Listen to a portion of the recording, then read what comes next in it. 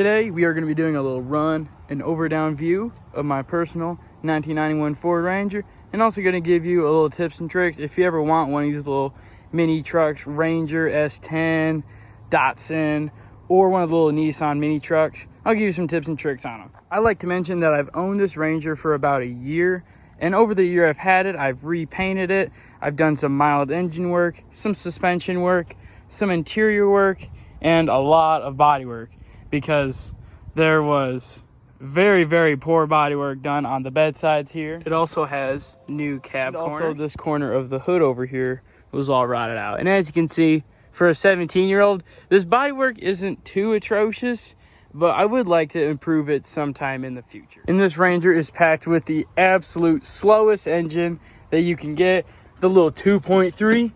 And it has all new spark plugs around. It has new coil boxes. It has new spark plug wires, new mass airflow sensor, and a new throttle body gasket, also known as a Baja Blast box, and a new belt.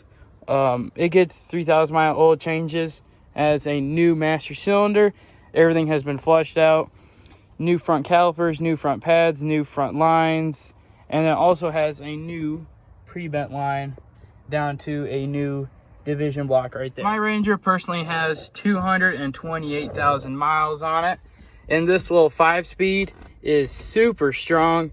It does not pop out of gear or anything. So if you ever do get one of these trucks, I would highly recommend to get a manual, because they hold up extremely well for their age. But my personal opinion on these little cheaper mini trucks is that they are the absolute best project car that you can start out with. Parts are extremely cheap, everything is readily available, and almost everything I've done on this truck has been done in the driveway with just common hand tools and a jack. Like, it is extremely easy to work on. Insurance is extremely cheap for these mini trucks, and just they really handle up really well, and they still got a big steel bed inside. I was a little lucky that mine doesn't have any rot holes or anything like that. But in a later video, I'll cover like the entire cost of every single piece individually and how much it actually was. But in total, there's probably about $2,300 in this truck fully, and it has no structural rust. It has solid frame rails. It has a very good start. It really does. And the main reason why I bought this truck in particular is because I wanted something that I could drive fully year round, and I could still get mid gas mileage, and I wanted the interior of this truck to be really nice. So it's got a little 6-inch subwoofer. It's got an aftermarket radio. It has Android Auto, Apple CarPlay, and all that.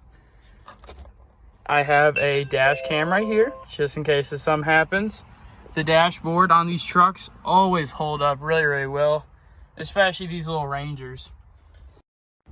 AC does not work because it has its second engine and it doesn't have an AC compressor. But apart from that, everything in the interior works correctly and how it should. So in total, I absolutely recommend these trucks, even if you're a guy that already has a project car or a main daily driver. You should absolutely get these. They're extremely cheap, easy to work on.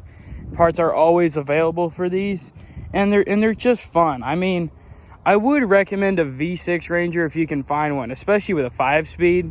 But honestly, where this is two-wheel drive, I'm going to be lowering this truck anyway, so it really doesn't matter that it's two-wheel drive.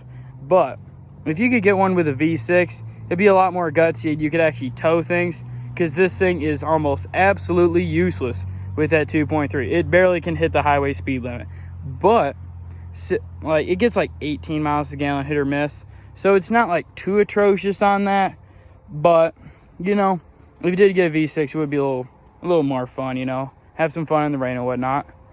But it's a good looking truck for the price, that's for sure. T-Rich-Resto out.